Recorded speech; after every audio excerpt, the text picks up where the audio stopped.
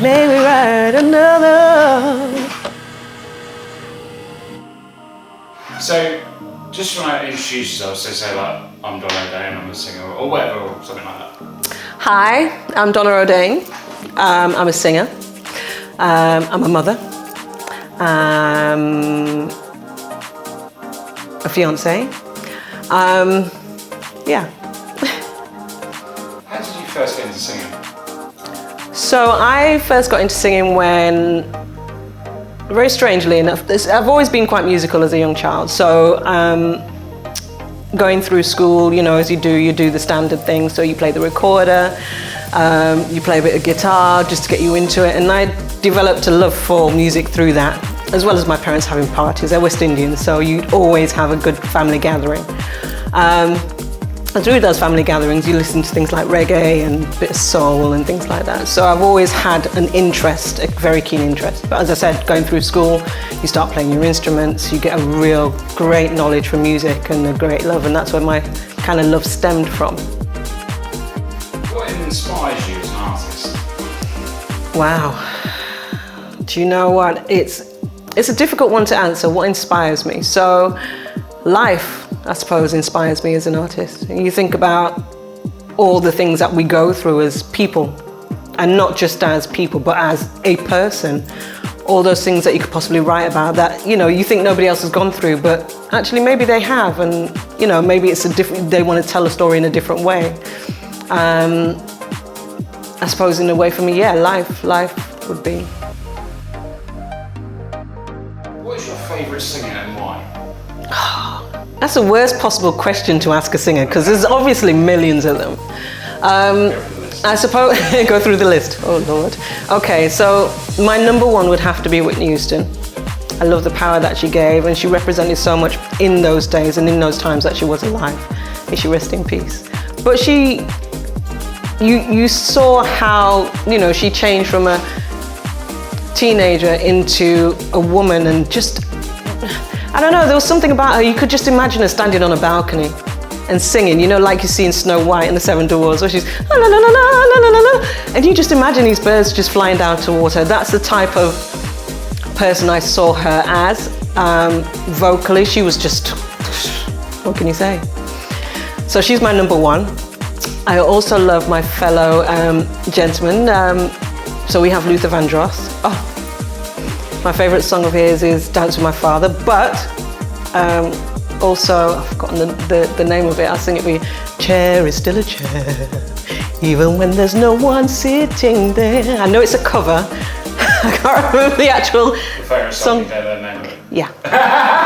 I know, it's embarrassing. I'm like that. You know, sometimes I have moments where I forget things. Yeah. I'm not going to say its age. But yeah, he's another one. Generally that I've grown up with. And I've obviously got my real oldies. So you've got Ella Fitzgerald and people like that my uncle used to love. And when he passed, I ended up taking his tapes and I listened to them ferociously. It was, yeah, I just love that type of stuff. So that's just a few. What's your proudest accomplishment as a singer? Proudest accomplishment. So far? So far. Everything. Everything is an experience, is the way I see it, and everything is an accomplishment, because not many people get to do what they dreamed of doing. Not many people get to experience the things that they want to do. So yes, I wanted to become a singer, which is great. I became a backing vocalist with many great stars. I also thought about musical theatre, because I really do love watching musical theatre. So The Wiz was one which was fabulous, loved that. And Sweet Charity was another one that I also loved. My sister was into Mary Poppins and things like that, so we'd always watch things like that all the time. And I did a few theatre shows, which was brilliant. Ended up in Paris doing one and things like that. So, you know, I've been able to, and been very, very lucky in the sense of being able to do that as a person, not just as a singer, but as a person. To be able to get those opportunities is amazing. So I can't pinpoint one, because every single experience I've had as a singer has, yeah, just been the best achievements ever. Favourite album? Ooh, favourite favorite album. My favorite album of all time would have to be Luther Vandross's. I think it was the last album that I did, which was Dance with My Father Again, which had Dance with My Father Again on it. And Lauryn Hill. Yeah. Lauryn Hill was my second. Miss Education and Lauryn Hill. Well, as we're here, so we're doing a music video for Memories. Tell us about the song and what it means to you, and tell us a bit more about it. So me writing Memories, I did kind of co-write it with Ricky as well. Me writing the song Memories was literally, I think I was sat in my living room, my daughter was listening to her iPad and headphones, which she absolutely adores, and I was looking on Facebook and all these wonderful memories came up of her as a little baby and learning how to walk and things like that. And then the actual lyric memories came from that. Yeah. And then I thought, oh, that'd be a great hook. Continued doing that. And then the rest of it was history. I wrote Memories literally around knowing that these memories can capture something or mean something to so many different people through so many different avenues. They pop up on your phone all the time from Facebook, or they pop up on your phone in your photographs, or, so it's being able to enjoy the history, enjoy your history, enjoy somebody else's history, for example. And tell us about how the co-writer Ricky Handy, and tell us a bit more about him, how you met and how you know him, and what you worked with him on before and that kind of stuff. I worked with Ricky, I can't even say, probably about, it's more than 10 years ago. Showing my age now. And we were working on a Full Flavour track, actually, and that's how I met him, through Rob Derbyshire, who is he owns the production of Full Flavour. And he was working with Alison Limerick at the time, and that's how I think we all kind of met together doing that. Where do you see your musical or kind of singing career in 10 years' time? In 10 years' time, I'm hoping, I'm still singing. Yeah. I'm hoping that either I'm able to develop a lot more of my own stuff, because I love writing. That's my main thing. I'm not great at production. I do try a little bit, but I'm great at collaborating with other people and working with other people and getting things done.